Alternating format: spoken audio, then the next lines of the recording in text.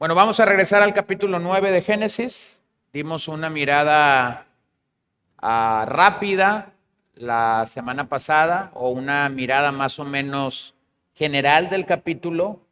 Hay varias cosas que nosotros pudiésemos destacar desde ese capítulo y desde el capítulo 10, pero yo creo que estos dos capítulos nos permiten entender que en el sentido de Dios o en la agenda de Dios, la familia es algo que está en primer orden. Lo hemos visto en el caso de Adán y Eva, cuando tienen dos hijos, Caín y Abel.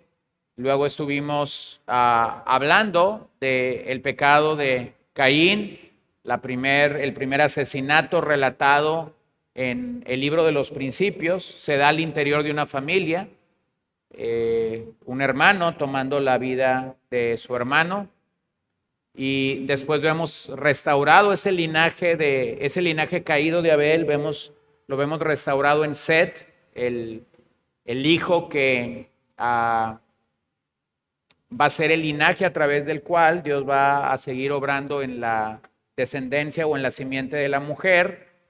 Después llegamos al arca, donde básicamente vemos a una familia subir al arca, y capítulos 6, 7 y 8 nos va relatando cómo esa familia es preservada por las mismas aguas que juzgaron a los incrédulos. Esa familia es preservada y guardada para el Señor. Entonces, cuando llegamos al capítulo 9, nos damos cuenta que la tierra ha sido juzgada, pero a la par, la tierra ha sido juzgada y limpiada por un diluvio. Ahora, permítanme establecer ocho paralelos que encontramos entre Génesis 1 y Génesis 8. Y algo del capítulo 9 también hay aquí. Simplemente para que usted complete el panorama aquí. Número 1, la creación se da a partir del agua y del caos. Eso lo vimos en Génesis 1 y 2. La tierra estaba desordenada y vacía. Y ahora vemos en Génesis 7, versos 11 y 12, y Génesis 7, versos 17 y 24, que la creación emerge aquí después de este diluvio. Entonces, primer paralelo que tenemos. Segundo, las aves, los animales, los reptiles son traídos para reproducirse en la tierra. Eso lo vemos en Génesis 1, 20 y 21, y luego lo vemos repetido en Génesis 8, 17 al 19. Vean cómo está sucediendo más o menos lo mismo. Número 3, Dios establece los días y las estaciones. Eso lo vemos primero en Génesis 1, 14 al 18, y luego lo volvemos a ver en el 8, 22. Están viendo los paralelos de Génesis 1, la creación original, y luego de Génesis 7, 8 y 9, llegando para nosotros. Número 4, aquí se ordena literalmente a los animales que fructifiquen y se multipliquen. Eso lo vimos en Génesis 1, 22, y ahora lo volvemos a tener en Génesis 8, 17. Es una orden clara a los animales. Veíamos hace unas semanas que pareciera ser ilógico que cuando Noé desciende del arca, lo primero que hace es sacrificar a los pocos animales que tiene en el altar de Dios, pero vemos que realmente Dios, ni siquiera tenemos que salir de Génesis para entender o para reconocer que Dios es un Dios de imposibles. Está haciendo de lo imposible algo maravilloso, algo perfecto. Por eso cuando tenemos el cuadro de la salvación, no deberíamos seguir siendo maravillados de eso. Era imposible que tú y yo fuéramos salvos, sin embargo Dios lo hace posible. El contexto real del Evangelio, cuando encontramos estas palabras en el Evangelio, que para Dios no hay nada imposible, no es una operación, no es que tu economía está mal y de repente quieres que esté buena, no es que quieres un carro nuevo cuando tu carro está fallando. Cuando el contexto del Evangelio dice que para Dios no hay nada imposible, está hablando de la salvación de un alma. ¿De dónde nosotros rescatamos y vemos eso? Bueno, lo vemos desde Génesis 1. Era imposible que la creación surgiera de la nada. Ahora era imposible, después del diluvio, que sucedieran ciertas cosas. claro humanamente pensando, pero no lo era para Dios. Número 5, observa cómo se repite el mandato a los hombres, no solo a los animales, pero el mandato a los hombres de fructificar y multiplicarse. Eso lo vimos en Génesis 1:28 y ahora lo tenemos en Génesis 9, versos 1 y versos 7. Dios está repitiéndole a Noé lo que en su momento le dijo a Adán. Ahora, hay que tener en una perspectiva correcta esto. Noé no tenía en sus manos el libro de Génesis. Nosotros sabemos que eso sucedió así porque tenemos la historia completa. Tenemos el rompecabezas armado, como lo hemos dicho otras veces. Podemos contrastar estos capítulos y decir, es la misma orden, es el mismo mandato, pero Noé no tenía eso en sus manos. Número 6, se restablece el dominio sobre el mundo. Génesis 1:28, el mandato cultural de señorear, de sojuzgar sobre la tierra. Ahora lo tenemos en Génesis 9:2. El hombre está llamado a dominar sobre la tierra. Número 7, Dios proporciona alimento a los seres humanos. Eso lo vemos en Génesis 1:29-30 y ahora lo tenemos en Génesis 9:3 con la posibilidad de que el hombre puede comer carne de estos animales que se están reproduciendo o que se van a reproducir. Y número 8, los seres humanos siguen siendo la imagen de Dios. Génesis 1:26-27, Génesis 9:6. Dios no ha retirado la imagen de Dios en el ser humano. Imago Dei. Todas estas características que yo he revisado no es simplemente porque quiero que ustedes tengan 8 cosas allí o porque quiero que tengan un montón de similitudes entre Génesis 1 y 7, 8 y 9. No. Todas estas características nos ayudan a entender que el plan de Dios para rescatar a la raza humana del pecado y principalmente de la serpiente o de la simiente de la serpiente no ha terminado. El plan de Dios de redención que ha sido activo en una promesa de Génesis 3:15 o como lo hemos conocido, el protoevangelio, no ha terminado con el diluvio. El plan de Dios sigue adelante. Este es el plan A. No hay un plan B, no hay un plan C después del diluvio. El plan A, establecido desde la caída del hombre en Génesis 3, sigue en orden. Un día, la simiente de la mujer o un heredero o un descendiente de la simiente de la mujer va a aplastar la simiente de la serpiente y va a traer victoria y va a corregir todo lo que el pecado logró en el capítulo 3 de Génesis.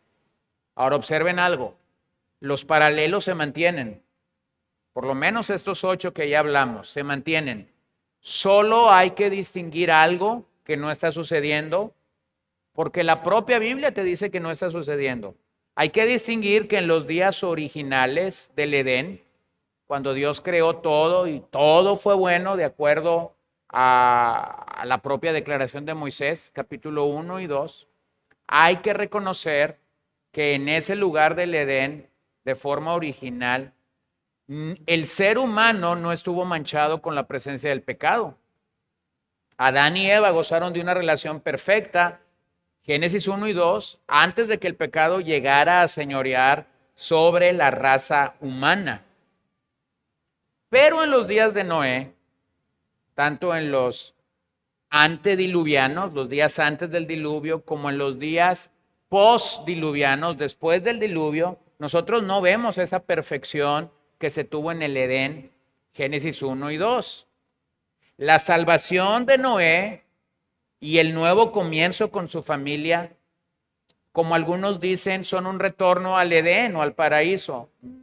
Si yo solo tomo los primeros 8 paralelos que ya mencioné, yo pudiera decir que es un regreso al Edén. Pero no es así, porque la condición sin pecado que reinaba en el Edén no está presente. El pecado aquí es sigue dominando y sigue siendo generalizado. Véanlo en Génesis 6:5. Antes del diluvio, el Señor vio que era mucha la maldad de los hombres en la tierra y que toda intención de los pensamientos de su corazón era solo hacer siempre el mal. Esa es la intención de los hombres que viven antes del diluvio. La intención de su corazón era hacer siempre el mal. Eran hacedores de pecados. Eso está pasando antes del diluvio. Ahora observa lo que está pasando después del diluvio en Génesis 8:21. El Señor percibió el aroma agradable, porque Noé está presentando un sacrificio de adoración.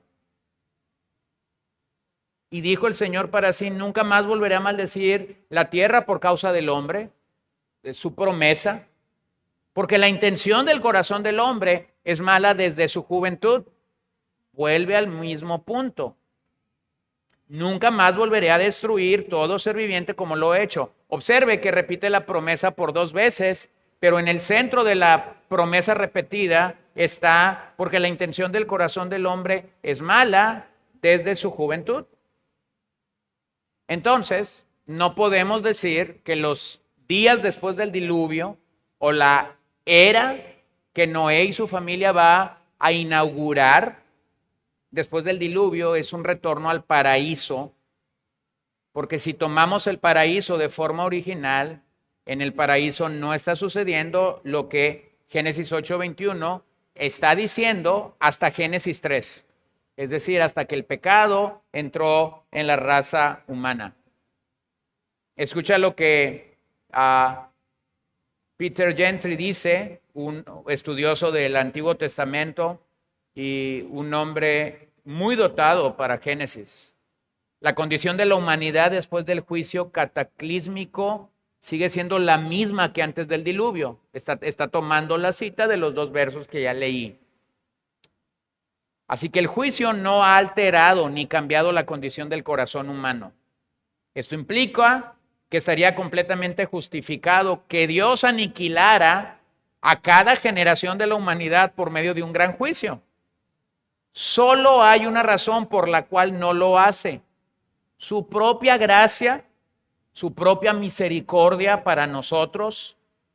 Así que la tierra se mantiene y se preserva a pesar de la situación humana. Así el pacto de Noé instaura una etapa firme de la historia en la que Dios puede llevar a cabo su plan para restaurar el mundo caído. En otras palabras, Noé no nos está retornando al Edén original sin pecado. Noé nos está hablando de una realidad. Después de Génesis 3, el hombre está afectado y está manchado por el pecado, y por eso el hombre necesita un salvador, necesita un redentor que arregle el problema real de la raza humana. No es ropa, no es comida, no es un techo, no es un trabajo, no tiene que ver con todos estos factores que son importantes, pero que no marcan la diferencia. El hombre necesita un redentor. Así que teniendo ese marco, entonces nosotros vemos que Noé y su familia descienden del arca, e inmediatamente después de que ellos descienden del arca, comienzan los problemas. ¿Lo ven? ¿Qué te dice eso? El problema del pecado sigue latiendo, sigue latente. Comienzan los problemas. ¿Dónde iban a surgir esos problemas? En la propia familia. No había más moradores. No había más con quien pelearse. No había más con quien discutir. No había más con quien cometer el pecado que Cam, el hijo de Noé, va a cometer con su propio padre. Así que eso nos presenta un cuadro muy familiar. Entonces yo quiero simplemente que tú puedas identificar que desde aquí, desde este pasaje y a lo largo de las Escrituras, necesitamos determinar que hay 2 tipos de familias. Nada más. Tú vas a decir los pobres y los ricos. No. Los blancos y los morenitos. No. Los altos y los chaparritos tampoco. Hay solo dos tipos de familia. Número uno, los que buscan construir su propio reino. Número dos, los que buscan construir el reino de Dios. No hay más. No hay más. Si tú pasas un escáner por cualquier familia del mundo, hay dos solas formas de medir o comprobar eso. O estás construyendo tu propio reino, los hombres le llaman ahora patrimonio, los hombres les llaman ahora legado, los hombres le pueden llamar herencia.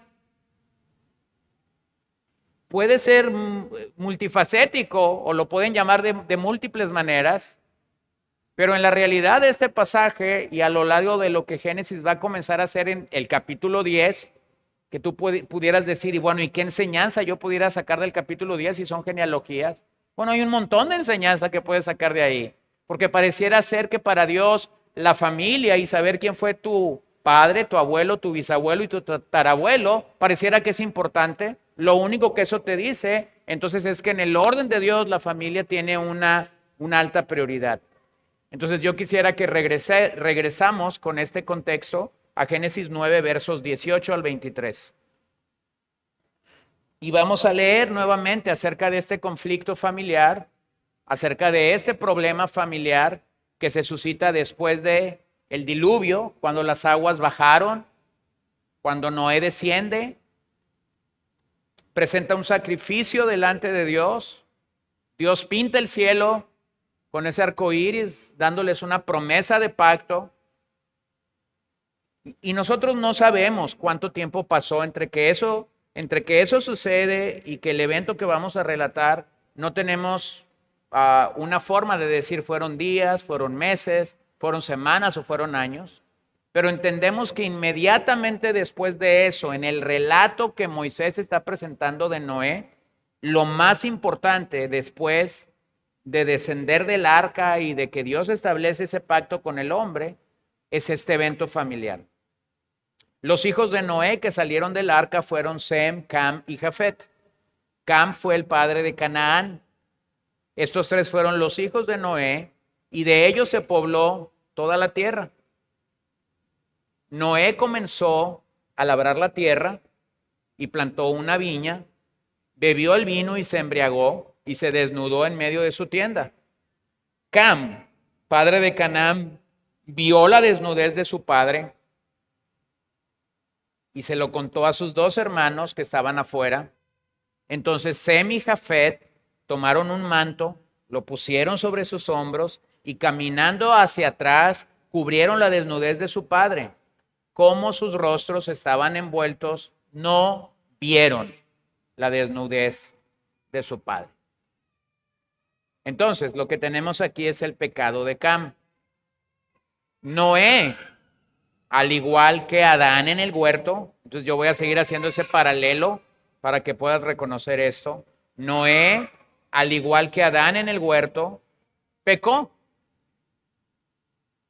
Adán fue incrédulo a la palabra de Dios y a la voz de su esposa Eva, pero ahora Noé está pecando al emborracharse del fruto de la vid. Génesis 9:21. Al igual que Adán y Eva se avergonzaron de su desnudez, en Génesis 3, después de su pecado, Noé se avergonzó cuando se enteró de que cuando estaba borracho, estuvo desnudo y un hijo lo vio y después ese hijo fue y lo contó a sus hermanos. Ahora él está avergonzado de que ese evento sucedió.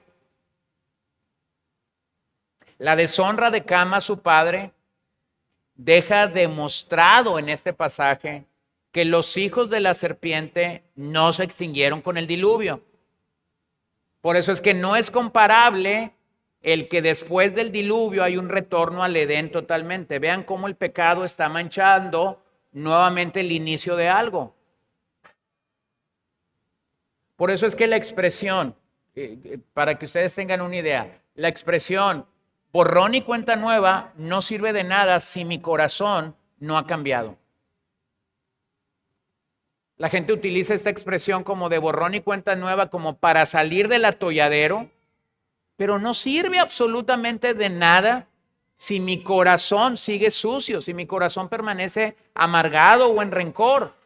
Entonces aquí tenemos una muestra clara de que los descendientes de la serpiente están de pie, no se han extinguido con el diluvio, sino que siguen vivos y están morando el planeta Tierra, mostrando así una realidad.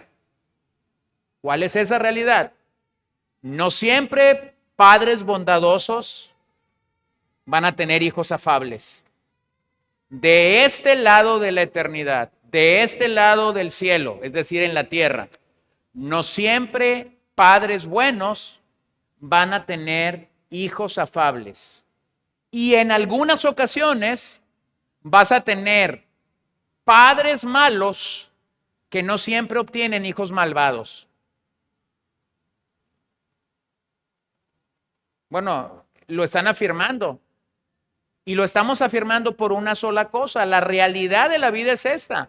Nosotros conocemos, ahora tú ya tienes claramente a una pareja, a una familia, o a tus conocidos, o a ti mismo, o a tus abuelos, o a tus padres, no sé. Pero cuando yo hice la declaración de no siempre padres bondadosos tienen hijos afables, tú estás pensando ya en alguien.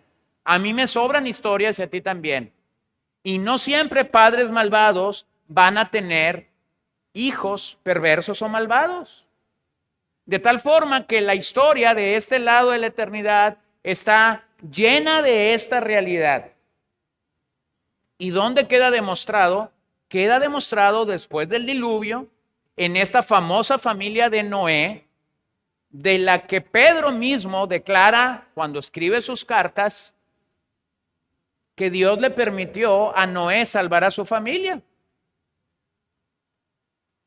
Bueno, pero entre esa familia que se salvó, resulta que no todos eran descendientes de la simiente de la mujer, a pesar de que Cam era un hijo de Noé, él realmente enseñó el cobre y pudo decir, a quien yo realmente represento es a la serpiente, no a la simiente de la mujer.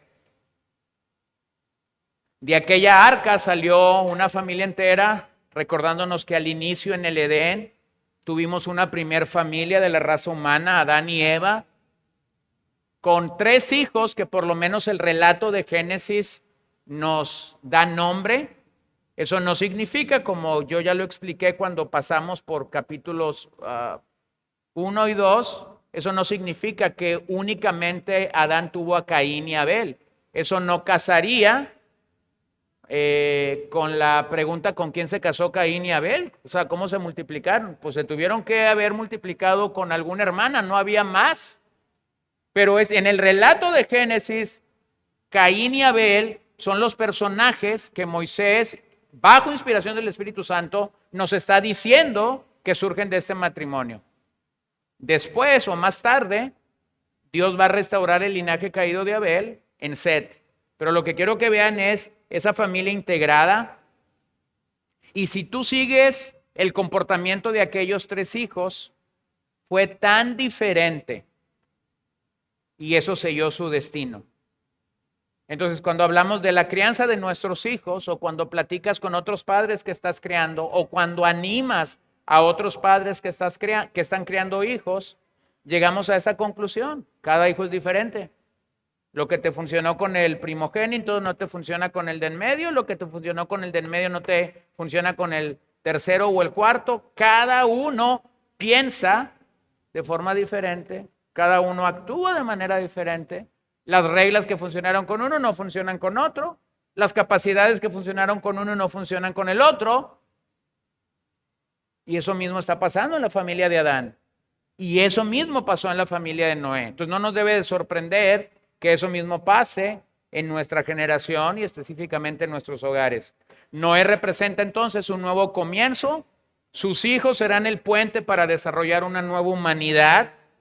Así que Noé, como el iniciador de una nueva era, comienza sus labores Y cuando comienza sus labores, planta una vid. Eso es lo que el pasaje que hemos leído nos dice, que plantó una vid. La vid llegó a ser para Israel como nación una bendición. Fue considerado para la nación de Israel el más noble de los vegetales que alegraba la vida del hombre. Mira cómo el salmista lo dice en el 104:15. Y vino que alegra el corazón del hombre, para que haga brillar con aceite su rostro, y alimento que fortalece el corazón del hombre. Bueno, este era el producto de la vid. Esa era la alegría que causaba para ellos. Así que cuando tú lees el Antiguo Testamento te das cuenta claramente que esta planta era grata. Por lo menos hay expresiones en el Antiguo Testamento que te hablan de esa idea de que ser grata, de que es grata. Pero rápidamente el Antiguo Testamento también te dice que es peligrosa. Plantas una vid, puede ser grato, pero llega a ser peligroso. El Antiguo Testamento está lleno de pasajes que valoran positivamente la vid, y hay otros que previenen contra el emborracharse. Bueno, tú lees un montón de proverbios que te advierten de esa realidad. Pero Noé desconocía aquí el peligro, bebe con inocencia, como cuando le dices a un niño, tómatelo, está bien bueno. Quédate ahí enfrente de él y lo más seguro es que vas a ser escupido si eso no sabe bien, ¿verdad? ¿Qué es lo que hace un niño? Preferentemente cuando ingiere algo que el sabor es desconocido y que el sabor es malo, lo va a aventar, lo va a escupir. Sí, pero el vino era grato, era agradable a la boca. Y Noé no sabe hasta ese día que si te pasas de copas te vas a emborrachar. No lo sabe. Entonces finalmente termina borracho, bebe con inocencia, y una vez estando borracho es derribado en su propia carpa. Noé se desnuda en un recinto privado de su tienda. Y esto comprueba simplemente que el poder del vino no podía regresarlo al estado original del paraíso. Noé acaba de pecar sin saber que está pecando. Finalmente va a saber que pecó cuando venga la realidad y él se sienta avergonzado. Ahora la desnudez ya no puede ser neutral o inocente. Si Adán y Eva antes del pecado no se avergonzaban, después de pecar, ellos se avergonzaron de tal manera que lo primero que hacen es buscar la manera cómo cubrir su desnudez después de Génesis 3 o en Génesis 3. Entonces la desnudez llega a ser un pecado infame para Israel. Mira lo que el profeta Habacuc en el capítulo 2 dice: ay del que da de beber a su prójimo. Ay de ti que mezclas tu veneno hasta embriagarlo para contemplar su desnudez. Observa la conexión que Habacuc está haciendo entre embriagarte y luego estar desnudo. Serás saciado de deshonra más que de gloria. Bebe tú también y muestra tu desnudez. Se volverá sobre ti la copa de la diestra del Señor y la ignominia sobre tu gloria. Las palabras del profeta Habacuc se están dando en el contexto cuando los babilonios están conquistando a los judíos indefensos. Los judíos están indefensos y básicamente la forma como sabemos que están indefensos es porque Habacuc los promueve o los identifica de dos maneras: borrachos y desnudos. Algo bueno, pero a la par peligroso. Y esa es la naturaleza del pecado. El pecado pudiera saber bueno, pero es peligroso. El pecado es esta línea que está muy delgada y tú te puedes ir acercando, acercando, acercando, acercando, y mientras más te acercas, tú te vas convenciendo de algo. No es tan malo como me advirtieron, no es tan malo como me dijeron. Pareciera ser que si yo lo hago una vez, no va a pasar nada. Estás tan cerca de la raya del pecado que ni siquiera te diste cuenta cuando ya habías cruzado la raya del pecado. Entonces, la racionalización del pecado es: creo que pasé la raya de Dios, creo que pasé el límite de Dios y todavía no soy fulminado. Y todavía Dios no derrama su ira sobre mí. Y todavía Dios no descarga o desata o me dice que yo estoy haciendo algo malo. Esa racionalización del pecado logra que yo comience a separarme de la línea del pecado y yo no me estoy dando cuenta que me estoy separando de esa línea del pecado. ¿En qué consistió el pecado de Cam? Entonces aquí en relación a su padre. Porque pareciera ser que el pecado de Cam realmente es tan serio, tan grave, que una vez que Noé sabe lo sucedido, no solamente lo maldice a él, sino maldice también a su hijo Canaán. Bueno, revisémoslo. Noé quedó tendido, ebrio, desnudo en su tienda y expuesto a la curiosidad morbosa de quien entrara. Aunque el texto no proporciona muchos detalles sobre el pecado de Cam, es evidente que su acción fue intencional. Observen lo que sus hermanos hicieron cuando supieron que el padre estaba desnudo. Entraron a la carpa sin ver su desnudez, lo cubrieron, es decir, intencionalmente decidieron no verlo desnudos. Entonces, ¿cuál fue el pecado de Cam? Cam llega a la carpa y lo ve desnudo, intencionalmente decide pasar la raya, no va y lo cubre, mucho menos va de reversa, no va y lo cubre, pero después sale y va y lo cuenta a los hermanos. Entonces el pecado de Cam fue intencional y su pecado intencional también fue deshonrante. En vez de cubrir la desnudez de su padre de forma literal, deshonra a su padre contando lo que había visto en la tienda de su padre. Así que el pecado de Cam se agravó aún más cuando les contó a sus hermanos sobre el estado vergonzoso de su padre. Ahora, no debemos de especular con este pasaje.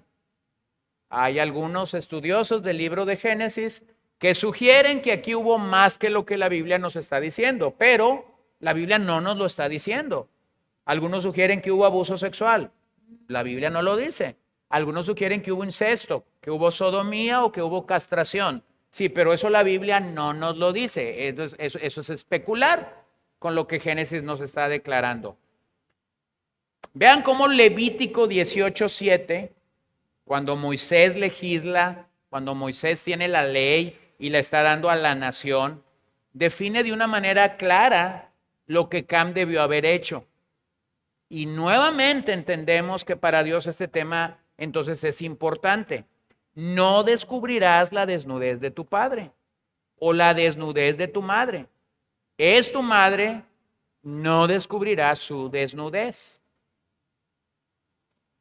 Bueno, ahora la ley está diciéndolo claramente. Ahora la ley está mostrando un mandato porque sabe que la tendencia del ser humano, como ya leímos, es perversa desde su juventud y pudiera inquietarte a esto. Así que claramente los hijos debemos honrar a los padres como lo hicieron Sem y Jafet cuando se acercaron al cuerpo de Noé y cubrieron su cuerpo. Dado que la ropa proporciona una cobertura para la vergüenza de nuestra desnudez, un hijo siempre debería estar vestido en presencia de sus padres, viceversa, un padre siempre debería estar vestido frente a sus hijos. Lo mismo sucede entre hermanos y hermanas, lo mismo sucede entre amigos y vecinos. Solo que eso está pasado de moda. Porque la moda de nuestros días es menos tela y más carne. Eso es la moda de nuestros días, menos tela y más carne. La moda en las escrituras es la tela debe cubrir la carne. Entonces vean cómo es que en algo que está sucediendo desde el inicio y que está mostrando claramente la pecaminosidad que hay en la raza humana, nosotros pudiéramos tener problemas. Cuando los niños son muy pequeños, ellos no entienden estas cosas. Pero es importante que cada niño aprenda la importancia de la modestia en su hogar durante sus primeros años. Hermanos, la modestia no se aprende en la iglesia. La modestia se aprende en el hogar.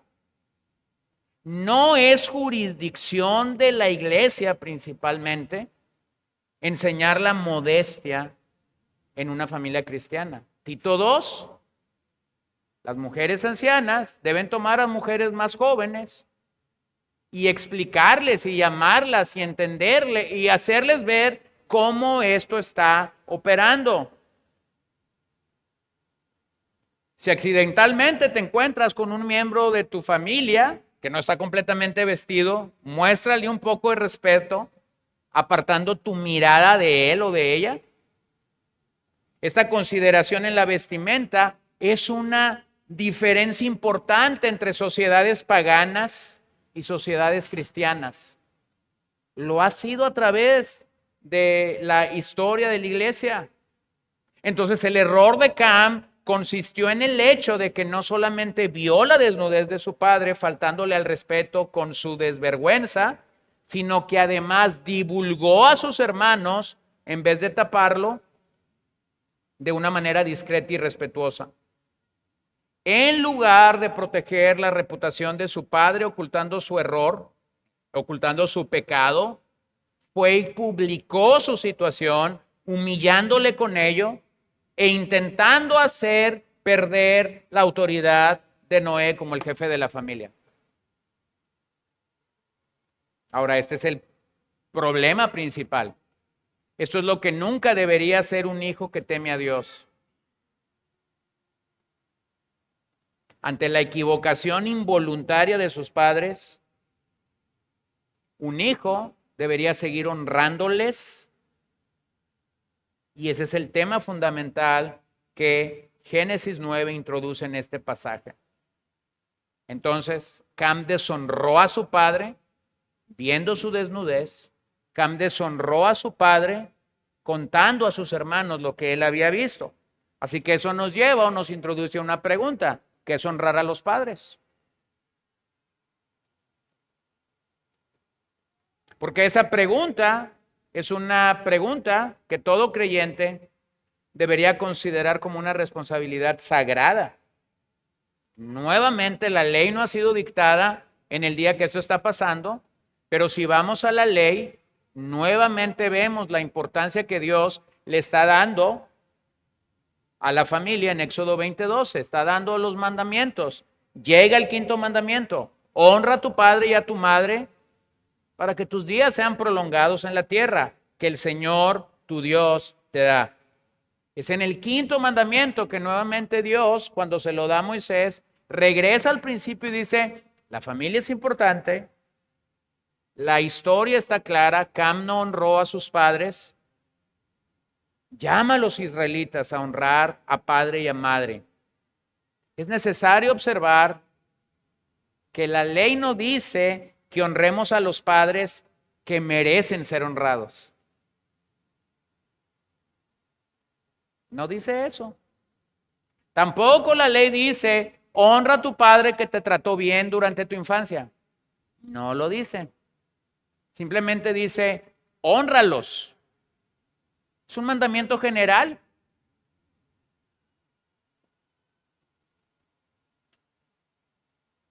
Si usted supiera las veces que yo he tenido gente en consejería diciéndome, es que si tú conocieras la historia, Mira, le dije, y yo tengo que decirlo, mira, yo puedo conocer tu historia y posiblemente tu historia ha dejado una huella y una herida profunda en tu corazón y Dios lo sabe y tú lo sabes. Pero después que me cuentes la historia, te voy a volver a repetir el quinto mandamiento. No importando cuál sea tu historia, porque es un mandamiento general. Cam viola este mandamiento. Y tú me dirás, bueno, pero Cam no lo sabía. Sí, pero nosotros tenemos el rompecabezas completo y ahora nosotros sí lo sabemos. Mira lo que dice Proverbios 30:17. Al ojo que se burla del padre y escarnece a la madre, lo sacarán los cuervos del valle y lo comerán los aguiluchos. O sea, si te atreves a violar el quinto mandamiento, eso es lo que te va a pasar. Esta era la sabiduría de Proverbios. Ya no es la ley, es la sabiduría de Proverbios. Ahora el mandamiento, el quinto mandamiento que Moisés está legislando para los israelitas, es más radical en el día de los Proverbios. En el judaísmo, como una sociedad o como una religión, no se puede entender que un hijo humilla a su padre. Que un hijo humilla a su padre causaba repugnancia en el pueblo de Dios. O sea, era tan vetado, es la palabra que usaríamos en nuestros días. Yo estaba platicando ayer con una persona que no es creyente y cuando estábamos platicando con esa persona que no es creyente, estábamos hablando de la crianza de los hijos y entonces dice, yo recuerdo cuando yo era un niño y cuando yo estaba creciendo, mis padres con la mirada me sentaban, me paraban, me decían come, me decían no come y uno decía sí señor, pero eso ya se perdió, me dice. Eso es cosa de la historia. Y yo aquí tuve la palabra de decir, no de la historia, de la prehistoria. No se lo dije para no agravar más la condición presente, pero eso es una realidad. Bueno, en la comunidad judía, una persona que no está honrando o que no está venerando la figura paterna o materna llegaba a ser muy mal vista. Entonces, el delito de Cam, observa cómo se contrasta con la conducta que Sem y Jafet tuvieron. Un hijo de la serpiente, dos hijos de la simiente de la mujer, que están dispuestos a servir a su padre, que están dispuestos a cubrir la desnudez de su padre. La palabra cubrir allí es un signo de devoción o muestra un signo de devoción, un signo de consideración, un signo de sumisión y sobre todo un signo de la comprensión de la debilidad de un padre. Entonces lo que Sem y Jafet están haciendo es mostrar con su acción el amor genuino que debe haber entre un hijo y un padre o entre un padre y un hijo. Cubrieron el pecado, cubrieron el error. El padre es una figura importante en el hogar, dado que tiene la responsabilidad de llamar a sus hijos a la madurez. ¿Qué hace un padre en el hogar? ¿Compra comida? Bueno, sí, eso es bueno. ¿Paga la luz? Sí, eso es bueno en verano. ¿Paga el agua? Sí, eso es bueno también en verano. ¿Provee un carro donde la familia se mueve? Sí, eso también es bueno, sobre todo si tienes una vuelta al mediodía. Pero una de las tareas más profundas que él va a tener es llamar a sus hijos a la madurez. Eso es lo que hace un padre. Tienes que llamar a tus hijos a la madurez. No los puedes dejar en un nivel de tercero de primaria toda la vida, hablando emocionalmente, hablando psicológicamente, porque yo creo que usted conoce personas que están en la secundaria o en la preparatoria, cronológicamente han ido cursando grados y pasando grados, pero comienzas a platicar con ellos y parece ser que estás platicando con un niño de tercer o cuarto grado de primaria. ¿Qué hace un padre? Llama a sus hijos a la madurez. Llama a sus hijos a pensar, llama a sus hijos a reflexionar, llama a sus hijos a ver la vida de tal forma que los hijos se van creando un concepto adecuado de la vida, un concepto adecuado de Dios, un concepto adecuado de los principios que Dios está haciendo, de tal forma que estos hijos, cuando comienzan a enfrentar la vida real, son personas que pueden decir, mi padre lo haría así. Si él estuviera aquí, lo haría así.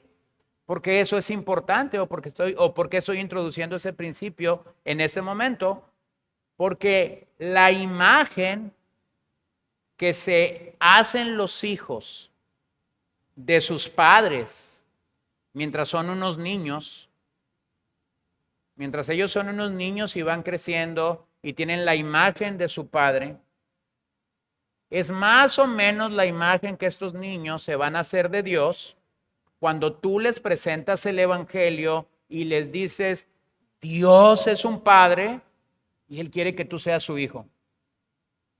¿Y cuál es la relación que ese hijo va a tener con la palabra padre?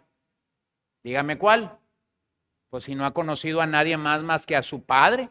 No ha llamado padre al maestro, no ha llamado padre al abogado, al doctor. Ha llamado padre a la persona o a la figura que Dios colocó en su familia como autoridad y que debía haberlo llamado a la madurez.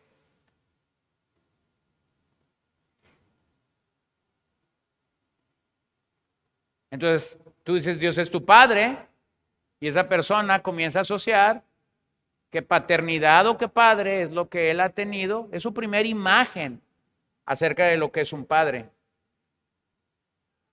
Así como es el padre, será el primer esbozo que tengan de Dios en su infancia o en su adolescencia, cuando ellos llegan a conocer el evangelio. Pero entonces enfrentamos un caos en la actualidad, porque tenemos la ausencia o el abandono del padre en el hogar. Sin esa figura sólida, sin esa figura firme, sin esa figura que en medio de las tormentas puede calmar las aguas, sin esa figura que en medio del tsunami puede decir confiemos en Dios. Entonces los hijos en la adolescencia tienden a ser demasiados exigentes y críticos de sus padres. Tus reglas no me gustan, tus formas no me gustan. Si yo fuera tú, yo lo haría así. Sí, pero no eres yo. Pero no te preocupes, vas a llegar a ser yo 20 años después y entonces me vas a entender. Y los que ya pasamos por esa materia y los que ya pasamos por esa escuela y estamos del otro lado, entonces nos damos cuenta que aquella cantaleta que escuchábamos cuando éramos adolescentes o jóvenes es una realidad. Cuando tú seas yo, lo vas a entender.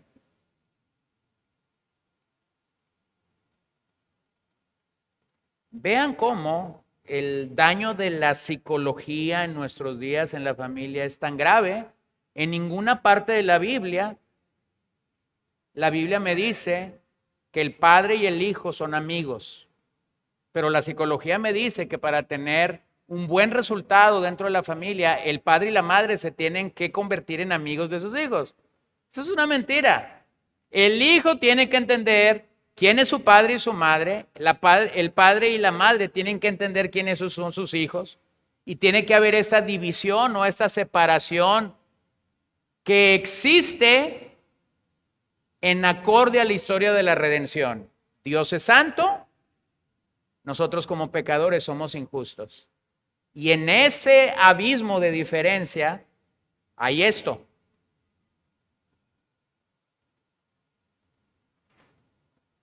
No, si el asunto está serio y pareciera ser que Camp simplemente nos asoma una realidad.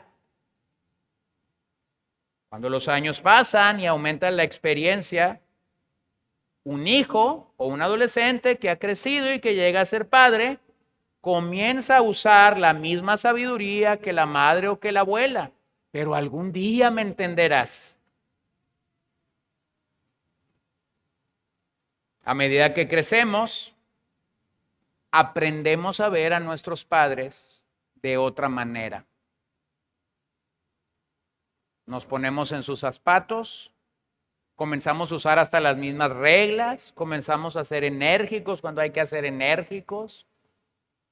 Pero nuevamente, la figura paterna, tu figura paterna, mi figura paterna, pudiera estar determinando tu presente como padre. El respeto a los padres, además de ser un mandamiento divino, se considera como una de las bases esenciales para la continuidad de una sociedad estable.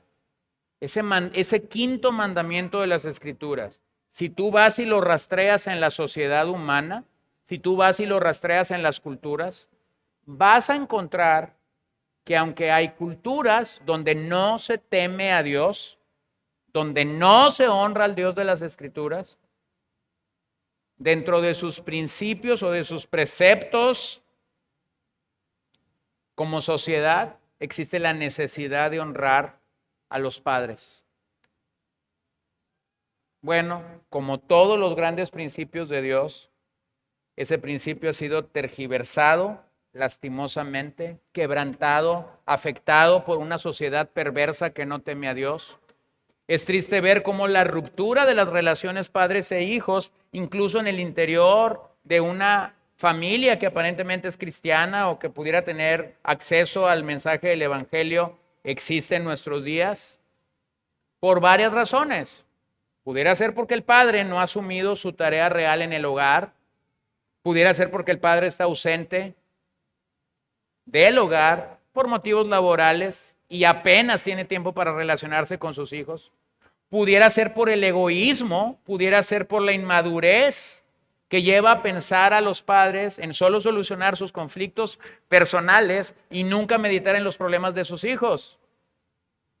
Pero tenemos que ser claros con esto. Cuando se nutre una relación con los hijos, se está abonando la tierra para que germinen las actitudes filiales dignas y que honren a Dios en el futuro. Cuando la tierra no se abona, no puedes esperar tener fruto de ello. Hay una realidad que emerge de este pasaje, y es que el día de hoy los ancianos no son honrados como los fueron el día de ayer. Los ancianos no son honrados por su sabiduría, los ancianos no son honrados por su seriedad, los ancianos no son ni siquiera honrados por sus fragilidades o quebrantos físicos.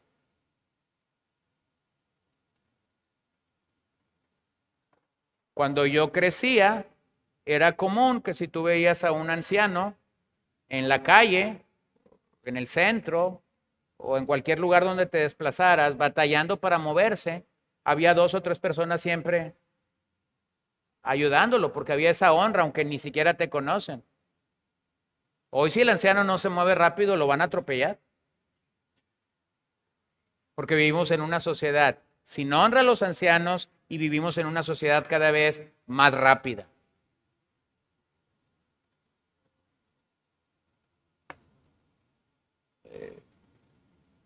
Yo escucho a predicadores que son un tanto muy lentos para predicar, pero gracias a Dios que ahora lo podemos poner en 1.5 o 1.6. Y de un mensaje de 1 hora, entonces lo puedes escuchar en 35 minutos. Y bueno, yo bendigo a Dios por eso. Pero el otro día yo iba manejando y llevaba a un predicador escuchando en 1.5 y había mucho tráfico. Y entonces yo pensé, llegará el día en el que le podemos aplastar al acelerador y decirle, llévame a 1.8 para ir más rápido y evitar todo este relajo que hay. Vivimos en una sociedad rápida y esa sociedad rápida se ha olvidado de honrar a los ancianos. Como Cam se olvidó de honrar a su padre. Eso me lleva a pensar que estamos enfrentando una sociedad que está llena de descendientes de Cam, quienes han dado su espalda a los ancianos. Esto pudiera ser, ha dado su espalda a sus propios padres o incluso ha dado la espalda a otros ancianos que conocemos. Entonces déjame terminar con 3 aplicaciones para este pasaje. ¿Cómo deberíamos enfrentar este mandato en obediencia, ese mandato de honrar, ese mandato en el que Cam falló? ¿Cómo nosotros deberíamos de honrar ese mandato? Bueno, número 1, esta sociedad ha dejado de honrar a sus padres para honrar a sus hijos. Esta sociedad que fue llamada a honrar a los padres, pareciera ser que han volcado y están honrando a sus hijos. Lo que ellos no están reconociendo es que cuando esos hijos crezcan, no los van a honrar a ellos, por una simple razón: no abonaste la tierra, no hiciste lo que la Biblia te dijo. Eso debe sumergirnos entonces en una cultura activa de la restauración familiar. No es lo que el pragmatismo me dice, no es lo que la psicología me dice, no es lo que el humanismo me dice. La Biblia sigue diciendo que debo honrar a padre y a madre. Miren Proverbios 17:25, en la sabiduría de Dios, lo que ahí se nos dice: el hijo necio es pesadumbre de su padre y amargura para la que lo dio a luz. El hijo necio, Proverbios. Esa palabra necedad en el libro de Proverbios se usa mucho, y a veces se usan otros calificativos para decir lo mismo pero con otras ideas. El hijo que escarnece, el hijo que es fatuo, el hijo que es que se ríe de todo, pero está hablando de lo mismo, de la necedad. La necedad que está ligada a la juventud, a la infancia. Es una necedad. ¿Quién va a corregir esa necedad? El padre. ¿Cuál es la mejor forma como el padre entrena a estos hijos? Honrando a sus propios padres. Siguiendo el 5.º mandamiento. Al igual que Noé fue llamado para crear una nueva cultura en aquella tierra devastada por el diluvio, los cristianos debemos proponer una cultura de respeto por los ancianos, a quienes debemos obediencia cuando somos jóvenes y que no son tan ancianos, y debemos apoyo cuando nos necesitan. Bueno, yo ayer acompañé a mi papá a un laboratorio para hacerse un par de estudios y estuve sentado en una silla como por 1 hora observando muchas cosas. Entre las muchas cosas que observé fue a muchos hijos llevando a sus padres a hacerse algún tipo de estudio, no sé de qué. Pero me llamó mucho la atención un hombre que no es porque yo pregunté, pero tenía 80 años, porque le hicieron la pregunta: ¿cuántos años tienes? Y yo escuché que dijo 80 años. Iba usando andadera y su cuerpo iba inclinado, como nosotros sabemos que los ancianos comienzan a inclinarse. Pero lo llevaba un hijo que le sacaba como medio metro, alto, grueso. Entonces yo veía que este hijo iba fungiendo como bastón, aunque el padre iba muy seguro con su andadera, usando lo que posiblemente usa en algún momento de su vida para desplazarse en casa o si sale de su casa para desplazarse en otro lugar. Pero detrás de ellos entró una madre, posiblemente unos 30, 35 años, con 2 niños, posiblemente de 5 y 3 o de 4 y 2, y la madre va haciendo lo mismo que el hijo grande va haciendo con el anciano. Va haciendo su bastón, va cuidándolos en la vida. Y ese retrato es claramente lo que el 5.º mandamiento está diciendo. ¿Por qué deberíamos llegar allí? Bueno, porque el 5.º mandamiento te da 2 promesas: buena vida, larga vida. Entonces debemos predicar que la continuidad de nuestra sociedad depende de una correcta relación familiar. Depende de un correcto orden en las cosas que Dios ha dicho que debemos honrar. Número 2, es una pregunta, no es una declaración. ¿Tenemos el tipo de padre que Jesús proclamó en los evangelios? Vea la dinámica de Jesús en los evangelios cuando él ora al Padre. Padre nuestro que estás en los cielos. Bueno, qué fácil se nos hacía rezar el Padre nuestro, ¿no? Bueno, ustedes que lo rezaban, yo nunca lo recé. Pero qué fácil se le hace a la gente rezar el Padre nuestro. Padre nuestro que estás... Bueno, ahí tienes una tremenda profundidad. Padre nuestro que estás en los cielos. No, espérate, ahí detente. Porque es que un creyente puede decir Padre nuestro. Bueno, puede decir que es Padre nuestro cuando ha entendido la salvación, cuando ha entendido la justificación, cuando ha entendido la paternidad de Dios. Entonces ustedes van a ver a Jesús a lo largo de los evangelios hablar con el Padre, relacionarse con el Padre, clamar al Padre, adorar al Padre, en una relación tan hermosa como hijo y padre o como padre e hijo. Él sabía honrar a su padre, él sabía glorificar a su padre en el momento adecuado. Cuando resucita a Lázaro y entonces está diciendo por qué aquello sucedió. Esto sucedió para que mi padre sea glorificado. Cuando está en la cruz y puede entrar en esa dinámica de hablar con el Padre y de poder declarar consumado es, la misión que me diste ha terminado, ha concluido. Así que el hombre que sabe honrar a Dios debería ser un hombre que sabe honrar también a sus padres. Debería ser un hombre que sabe tapar la desnudez, ya sea física o moral de su padre, y debería estar capacitado para honrar a Dios como Padre, tal y como Jesucristo lo manifestó. Mira lo que Pablo ordena a Timoteo cuando le está dando mandatos de índole pastoral, pero que son buenos a nosotros. Primera de Timoteo 5:3. Honra a las viudas, que en verdad son viudas. Pero si alguna viuda tiene hijos o nietos, que aprendan estos primeros a mostrar piedad para con su propia familia y a recompensar a sus padres, porque esto es agradable delante de Dios. Pablo está hablando aquí de la dádiva que Timoteo debería tener para con las ancianas en la iglesia, principalmente con las mujeres que son viudas. Pero entonces cuando está hablando de eso, aún Pablo le dice a Timoteo, pero hay que recordar que la caridad tiene ojos. ¿Y cómo es que tiene ojos? Bueno, dice, si esta anciana tiene a su propia familia, ellos tienen que aprender a ministrarla porque esto agrada a Dios. Esa es la forma en la que Dios es agradado. Número 3, para terminar. Debemos practicar este principio en la familia de la fe.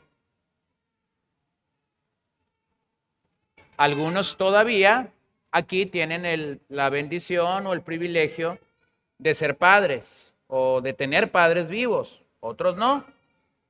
Bueno, ¿y qué pasa con una persona cuando ya no tiene la posibilidad de honrar a padre y a madre porque ha quedado sin ellos o porque posiblemente tienes años sin tenerlos? Bueno, la iglesia local es una familia en la que Dios ha querido incluirnos. Dios es nuestro Padre, los creyentes son nuestros hermanos. Esto llega a ser nuestra familia espiritual y durará así por toda la eternidad. Entonces mira lo que Gálatas 6:10 dice. Así que entonces, hagamos el bien según tengamos oportunidad y especialmente a los de la familia de la fe. Eso significa, o la manera de interpretar eso, es que nosotros deberíamos estar dispuestos a ayudar o alentar a otros en la familia de la fe. Sí, pero de entre ese grupo hay un grupo especial y es aquellos que pudieran ser tus padres, aquellos que pudieran estar cerca de ti, pero que no tienen ninguna otra figura de familia cerca de ellos. Entonces debemos cubrir la desnudez de los mayores, ya sea física, ya sea moral, ya sea espiritual. Es decir, los errores que cometieron no debemos utilizarlos para debilitar a la comunidad entera o para abandonar la iglesia. Es la misma idea de llevar la carga los unos de los otros. Y la idea de llevar la carga de los unos, la carga los unos de los otros, ahí en Gálatas 6, 1 y 2, es que vas a llevar una carga temporal, no es una carga eterna. Es algo temporal. Entonces, en labios de Pablo, es así como el amor cubre multitud de pecados, es así como el poder de Dios, el amor de Dios va a fortalecer el reino de Dios aquí en la tierra. Y es así entonces como tú vas a poder mostrar a estos ancianos tu honra, aun cuando ellos no tienen la honra de sus hijos. Por muchas razones. Posiblemente porque no abonaron la tierra. Posiblemente porque sus hijos están lejos de ellos. No lo sé. Entonces, mis hermanos, tenemos aquí la historia después del diluvio, con problemas familiares, con situaciones adversas, y eso no ha cambiado mucho el día de hoy. Esos problemas familiares que se suscitan cuando el pecado se asoma, pudieran estar en tu casa, pudieran estar en mi casa. Entonces necesitamos doblegar nuestro orgullo, necesitamos doblegar nuestra careta, nuestra falsa piedad para pedir ayuda y para pedir que realmente Dios pueda ayudarnos y si es necesario que otros pudieran ayudarnos. Yo te animaría al cerrar estos versos que oremos, que cada uno de nosotros podamos mostrar sinceramente amor por Dios a través del respeto, a través de la ayuda y a través del cariño que podemos tener por nuestros padres. Y si eso no fuese suficiente, o si fuera necesario que ese amor y esa honra fuese expresado a otros creyentes en la familia de la fe, entonces deberíamos estar dispuestos a hacerlo. Hace muchos años estábamos en una reunión de pastores y en esa reunión de pastores un hijo venía ayudando a su padre, era un auditorio de bajada, llegabas a la calle y tenías que bajar así para llegar a tu asiento o a la plataforma. El padre había tenido situaciones físicas de enfermedad y ya no se valía por sí solo. Había sido el pastor de esa iglesia por muchos años.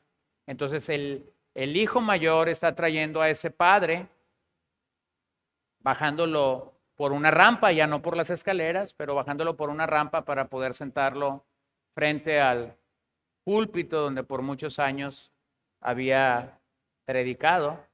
Y entonces yo estaba detrás de un par de hermanos. Estaba ese par de hermanos adelante de mí y tenían a su lado a su padre y los tres eran pastores, tanto el padre como estos dos hermanos. Y entonces uno le pega el codazo al otro y le hace así con la cara y ambos voltean a ver esa imagen y entonces le hace la pregunta, ¿tú estás listo para eso?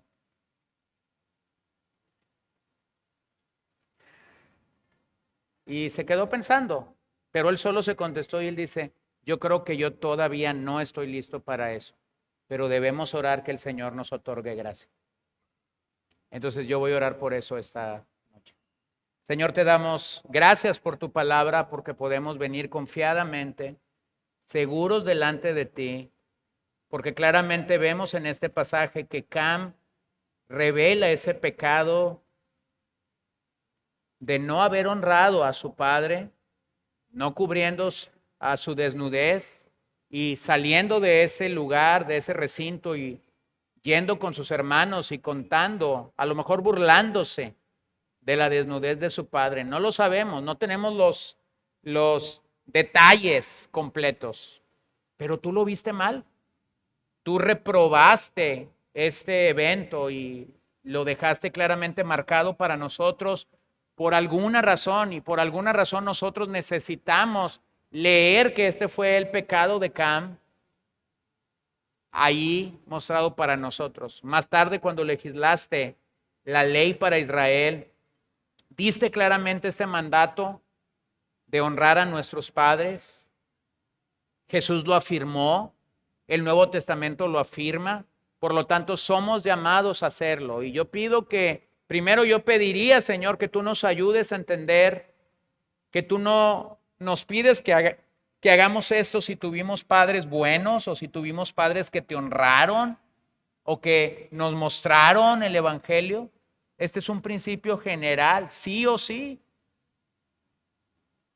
Así que yo pido que tú sanes nuestras relaciones con nuestros padres, sanes nuestras inquietudes, nos ayudes a poder enmendar, nos ayudes a poder transitar el tiempo que tú nos des, viniendo a ti en gracia, viniendo a ti en favor, viniendo a ti en bondad. Danos por favor de tu fidelidad, danos por favor de tu gracia para poder obedecer este mandato, y ayúdanos a todos. Todos en algún día llegaremos a tener la necesidad, si es que tú nos permites la vida, de que nuestros hijos sean nuestro apoyo, sean nuestra bendición. Permítenos llegar allí con tierra abonada. Permítenos llegar allí habiendo hecho el papel que tú nos demandas que hagamos. Señor, y al adentrarnos al libro de Génesis y a poder hablar de cómo tú bendijiste estas familias a pesar de, yo quisiera rogarte que nos ayudes a limpiar nuestro criterio de cómo es una familia, de tanta basura que hemos escuchado. Hay tanta basura que hemos escuchado en los medios de comunicación, hay tanta basura que hemos leído, hay tanta basura que hemos interpretado como algo bueno para nosotros, pero que finalmente es sabiduría del hombre. Y como Pablo lo dice claramente en 1 Corintios 1, no buscamos proclamar otra cosa que no sea la sabiduría de Dios. Perdónanos cuando hemos mezclado miserablemente, cuando hemos descendido a la psicología, cuando hemos descendido al humanismo, cuando hemos descendido, Señor, al montón de cosas que se nos dice ahora de la crianza. Perdónanos cuando hemos descendido a la sabiduría humana y ayúdanos a tomar tu sabiduría como lo que verdaderamente es, buena para nosotros, buena para el alma. Así que te lo pedimos esta noche en el nombre de Jesús. Pedimos tu bendición sobre nuestros padres, pedimos tu bendición sobre nuestros hijos y pedimos que todos nuestros descendientes puedan venir a ti, puedan adorarte, puedan glorificarte, puedan reconocerte como el Dios bueno que eres. Pedimos esto en el nombre de Jesús y te damos gracias, Señor. En tu nombre oramos. Amén.